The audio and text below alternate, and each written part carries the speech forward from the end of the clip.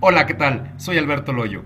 El día de hoy quiero compartirles esta presentación que elaboramos respecto al telescopio James Webb y al Big Bang. Acompáñenos.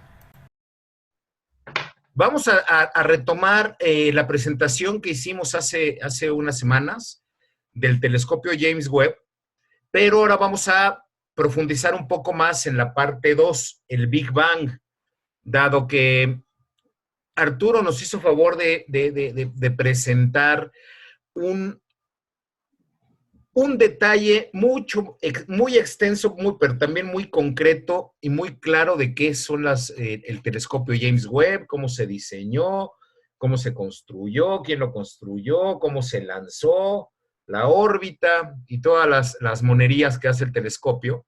La pregunta es, ¿por qué? ¿Por qué se hizo todo esto, no? Y platicábamos una comparativa entre el James Webb contra su predecesor, el telescopio Hubble.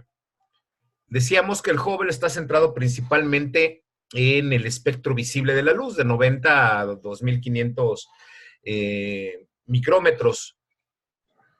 Y el James Webb, al contrario, tiene mayor capacidad en infrarrojo, que es de los 600 a los 28.500 micrómetros. Con el Hubble decíamos que íbamos a poder ver, o se puede observar 400 millones de años después del Big Bang. Y con el James Webb se podrá ver hasta 250 millones de años después del Big Bang, lo que es conocido como la era oscura. Y esto sale a colación, bueno, ¿qué es el Big Bang? Que a final de cuentas es lo que está, en lo que quiere profundizar el James Webb. Veíamos esta tabla comparativa, esta gráfica, en lo que veíamos en la parte de arriba vemos el espectro de la luz, destacando la luz visible que nosotros vemos ópticamente. Y del lado izquierdo tenemos el espectro ultravioleta y del lado derecho tenemos el espectro infrarrojo. Ahí vemos que el James Webb es en un 50%, un 40%, observar el espectro visible de la luz, abarcando una parte del espectro ultravioleta y un poquitito hacia la derecha del espectro infrarrojo. En cambio, el James Webb está al 100% enfocado al espectro infrarrojo. ¿Y por qué? ¿Por qué es así? ¿Por qué no el espectro visible si lo que vemos nosotros cuando observamos a través de nuestra propia vista o a través de un telescopio, observamos las estrellas, observamos el cielo? ¿Por qué el James Webb no? ¿Por qué en un espectro que no es visible para nosotros? Entonces, antes que nada, quiero platicar con ustedes el efecto Doppler. La semana pasada también vimos el efecto Doppler, pero quiero poner una representación del efecto Doppler tal como lo conocemos a través de este videíto. Céntrense ustedes en la izquierda de su pantalla, va a aparecer un vehículo de emergencia. ¿Ahí se escucha?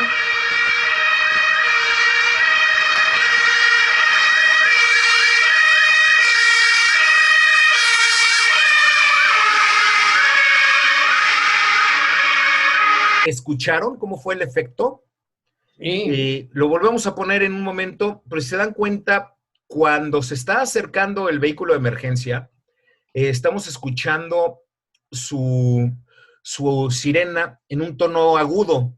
Cuando recién pasa por enfrente de nosotros y ya se corre hacia la izquierda y se está alejando, perdón, hacia la derecha, se está alejando, escuchamos un sonido más grave. Vamos a repetirlo.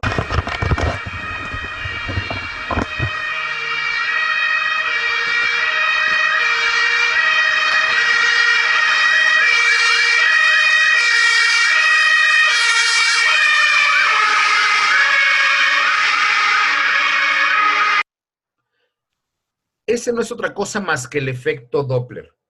El efecto Doppler nos dice que cuando un objeto en movimiento, un sonido en movimiento, el objeto que está produciendo ese sonido, se acerca a nosotros, como lo vemos en esta gráfica, si vemos a la muchachita que está del lado derecho y la ambulancia se está acercando hacia ella, las ondas de sonido se comprimen y eso genera un tono agudo. Si lo vemos de la perspectiva de la muchacha del lado izquierdo, vemos que se aleja la ambulancia, el sonido tarda más en llegar, se hacen más largas las ondas de sonido y el sonido se convierte en un sonido grave. Ese es el efecto Doppler en el sonido. Bueno, pues el efecto Doppler también se presenta en la luz.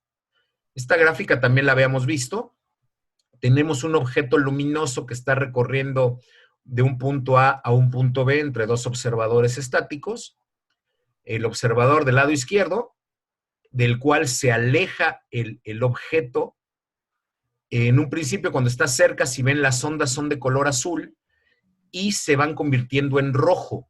Se están corriendo hacia el espectro infrarrojo. Y en cambio, si nos posicionamos en el observador B, en el de la derecha, cuando el objeto se está acercando hacia él, cuando está lejos el objeto, las ondas son de color rojo, pero conforme se va acercando, las ondas van cambiando a color azul. Esto es, están corriendo del espectro infrarrojo al espectro ultravioleta. Y hay un punto más. Como el espacio está en constante expansión, realmente para que se pueda vislumbrar el crecimiento del universo, y más ha pasado, se tiene que ver en el espectro de infrarrojos, porque si no, no se vería. Es y eso correcto. A nivel astronómico se llama como corrimiento a rojo. Es correcto. Entre más se alejen las galaxias de donde estamos nosotros de la Tierra, se da un corrimiento a rojo, por lo tanto, la única forma de poderlos vislumbrar es por medio del espectro infrarrojo. Es correcto. Esa es la naturaleza del diseño del telescopio James Webb. Porque el Big Bang, como lo conocemos, o la gran explosión, es conocido como el principio del universo. Es el punto, el Big Bang es el punto inicial en el que se formó el tiempo y la materia. Esto sucedió hace 13.800 millones de años, según el modelo cosmológico estándar. Hoy en día el modelo cosmológico estándar es el más aceptado en la comunidad científica. Hay otros modelos, pero el más aceptado, el más reconocido en este momento es el modelo cosmológico estándar, que nos dice que el universo partió de una explosión y el universo se está expandiendo. El modelo cosmológico estándar también no puede explicar el hecho del Big Bang en sí mismo. No sabemos realmente cómo ocurrió el Big Bang. Lo que sí sabemos es que se está expandiendo, que hubo un evento que generó el universo y que este universo está en expansión. Todo esto ha sido a base de muchas teorías, investigación y observaciones. El primero que dio un pasito en ese aspecto fue Albert Einstein en 1915, que propone la teoría de la relatividad general y la constante cosmológica. Y es interesante este punto de la constante cosmológica, ahorita lo vamos a retomar. En 1927, Georges Lemaitre, un belga, un sacerdote de Bélgica, propone la teoría de la expansión del universo. Fue en 1927, Georges Lemaitre. Y en 1929, Edwin Hubble descubre el corrimiento al infrarrojo de las galaxias. En 1927, Georges Lemaitre propone la teoría. Y en el 29, 2 años después, Edwin Hubble, por medio de la observación, corrobora la teoría de la expansión del universo. Justamente lo que comentaba ahorita Arturo. Hubble se dio cuenta que hay un corrimiento al infrarrojo de todas las galaxias. Las galaxias cercanas se ven en espectro azul. Conforme se están alejando, conforme se observan galaxias más lejanas, se observa que su corrimiento al espectro infrarrojo. Por eso, el porqué del James Webb. Se está expandiendo, se está corriendo al infrarrojo, es necesario investigar por ahí. Hay cosas que visualmente, ópticamente no podemos ver, por eso el diseño del James Webb en el espectro infrarrojo. Como anécdotas, el término Big Bang es un término acuñado a modo de burla por el astrónomo inglés Fred Hoyle. Fred Hoyle no era cualquier tipo, era un tipo muy brillante, muy inteligente, un científico astrónomo, que incluso tuvo un impacto importantísimo en el desarrollo del radar durante la Segunda Guerra Mundial. Es uno de los padres del radar inglés. O sea, no era un tipo ignorante, un tipo muy preparado. Y él acuñó a modo de burla el término Big Bang porque él era partidario del universo estacionario, esto es, de que el universo no se creó ni se destruye, el universo ha existido permanentemente sin cambios. Esa es la teoría del universo estacionario. Y curiosamente, regreso con Albert Einstein, Albert Einstein también era partidario del universo estacionario y cuando comenzó a aplicar sus teorías, cuando comenzó su desarrollo matemático, se dio cuenta que estaba equivocado y quiso ajustar sus teorías a la idea del universo estacionario y por eso formuló la constante cosmológica.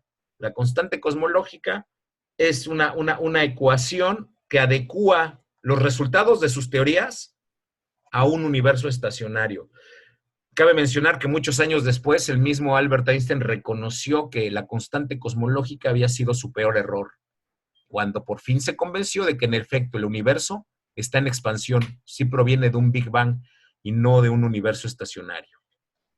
Regresamos entonces a esta gráfica.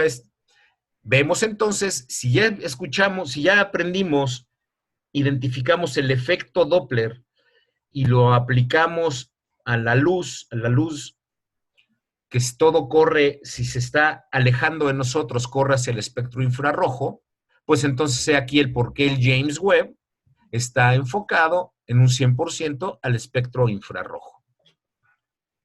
Decíamos también que el Big Bang no fue ni Big ni Bang, el no Big, porque el universo nació a partir de una singularidad, donde no existía ni tiempo ni espacio, entonces no existían dimensiones, no existía ni chico, ni grande, ni viejo, ni nuevo. Tampoco fue Bang porque no explotó, se propagó. Esto es que no se propagó fuera de sí mismo, partió a raíz de una singularidad, por eso el modelo cosmológico estándar no puede regresar al punto cero del Big Bang, porque fue una singularidad, el instante inicio.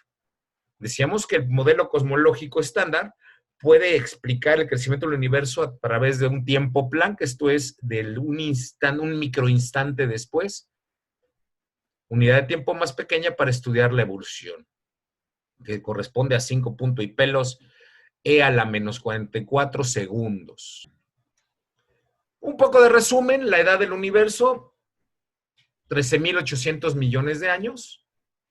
Del tiempo Planck a los primeros 350 millones de años de nacido el universo, se le conoce como la época oscura, es lo que vamos a tratar de observar con el telescopio James Webb. Después de los 350 millones de años a los 400, fue la formación de los primeros átomos estables, la materia. Es cuando ya se le conoce como el universo transparente. Esto significa que ya es visible, ya se puede observar. 400 millones de años, a los 400 millones del Big Bang se forman las primeras estrellas.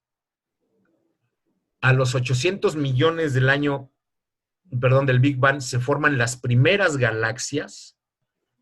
Y 9.200 millones de años después del Big Bang se forma el sistema solar, ¿no? Entonces, realmente estamos en el tercer tercio de la creación del universo cuando se crea el sistema solar, cuando se forma el sistema solar. Pasarán muchos millones de años para que lleguemos a lo que estamos actualmente, ¿no? El corrimiento hacia el espectro infrarrojo demuestra que el universo sigue expandiéndose, ¿no? Este Big Bang sigue creciendo. Esta es una gráfica que la dejé porque la teníamos ahí, pero aquí nada más destacar la era de la radiación, que fue en las épocas obscuras, y a los 300 millones de años entra la era de la materia, cuando se forman los primeros átomos, las primeras partículas subatómicas, y a partir de ahí, bueno, pues la primera materia, las primeras estrellas, planetas, galaxias, bla, bla, bla, bla.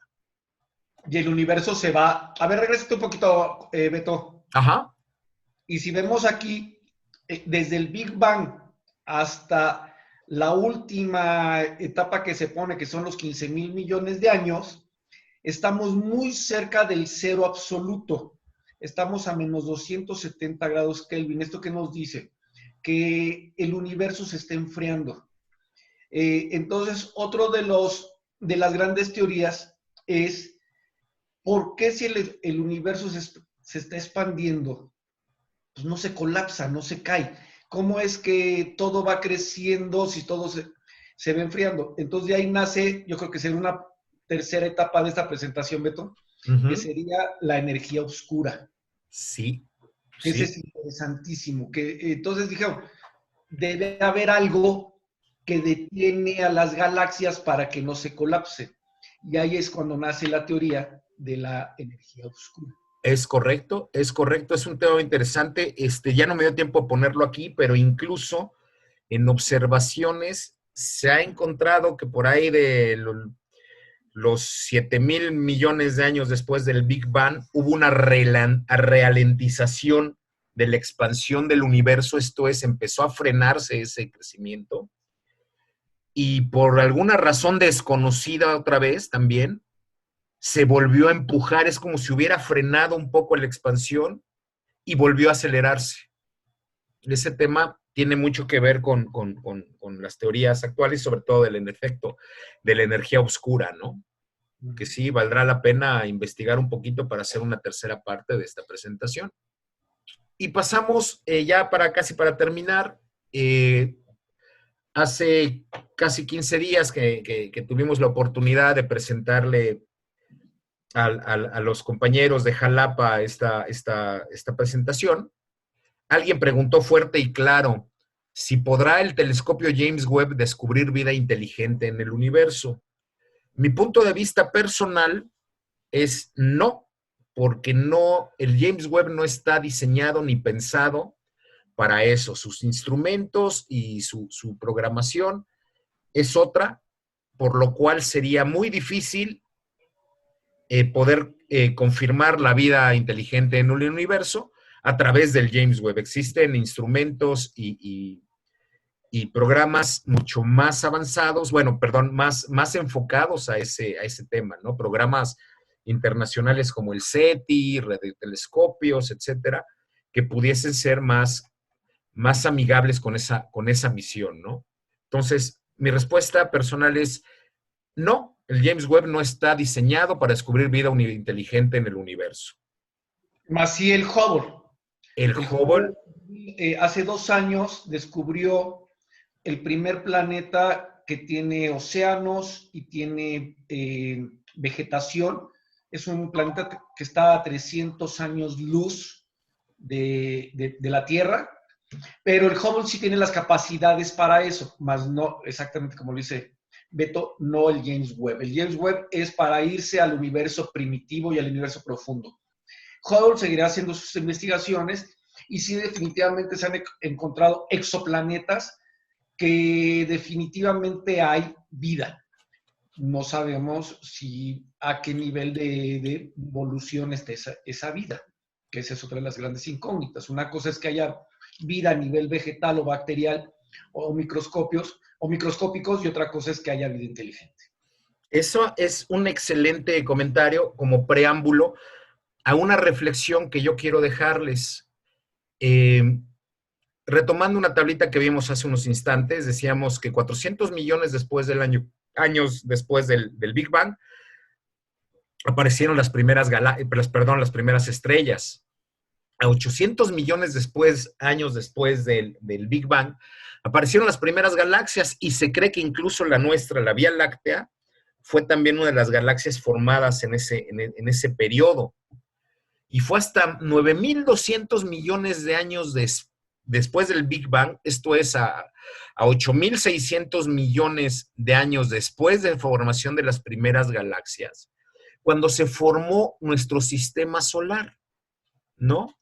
De que se formó la Vía Láctea a que se formó nuestro sistema solar dentro de la Vía Láctea pasaron 8,600 millones de años. Y esta reflexión se las quiero dejar aquí. Y si algún sistema solar externo se formó a 9.100 millones de años después del Big Bang, o sea, si un sistema solar con unas características similares al nuestro se formó, pero 100 millones de años antes que nosotros, ¿qué Pues sería de...? Fueron inteligentes y tal vez hasta desaparecieron o siguen por ahí. O lograron superar las vicisitudes de la evolución, tanto material como tecnológica y social. Imagínense cómo estaríamos nosotros o cómo vamos a estar dentro de 100 años, no vayamos más lejos, ¿no? Ahora imagínense 100 millones de años, o sea, es imposible imaginar eso. Lo que a mí me parto de la idea de que entonces la vida inteligente existe, la vida inteligente en el universo existió muchos millones de años antes de aquí en nuestro planeta y entonces están en otro plano ya. Yo nada más lo quiero dejar como una reflexión. Muy buena, cuñado. Por último, quiero dejarles esta foto. Esta foto es del Perseverance. Y hay un oso. Así es la última foto que mandó el Perseverance de Marte. Miren. Ya hay Oxxo. Ya llegó Oxxo.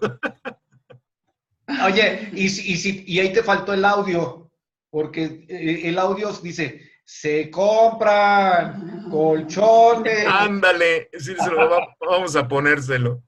Muy bien, Beto, padrísima tu presentación. Muy bien, muy bien. Gracias. Pues hemos llegado al final de este viaje. A nombre del ingeniero Arturo Peña y de su servidor Alberto Loyo, queremos agradecerles su atención y que nos hayan permitido platicar con ustedes unos minutos. Confiamos con que la información compartida haya sido de su interés. Gracias y buen día. ¡Fierro, parientes!